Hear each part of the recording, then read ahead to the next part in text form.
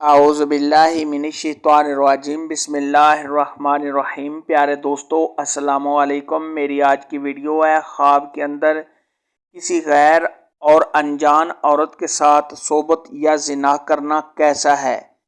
اس خواب کی کئی ساری قسمیں ہیں مگر ہم آپ کو اس کی چند تعبیریں بتائیں گے۔ ویڈیو شروع کرنے سے پہلے میری آپ سے چھوٹی سی گزارش ہے کہ میرے چینل کو سبسکرائب کر لیں تاکہ آنے والی ہر نیو ویڈیو آپ تک آسانی سے پہنچ سکے اور آپ اپنے خواب کی تعبیر جان سکیں۔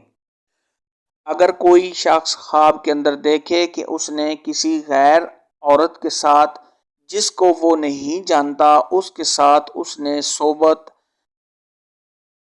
یا زنا یا مباشرت کر لی ہے تو یہ اس بات کی دلیل ہے ایسا آدمی لوگوں میں بدنام ہوگا، ذلیل و خوار ہوگا، کسی مصیبت کے آنے اور پریشان حال ہونے کی نشانی ہے۔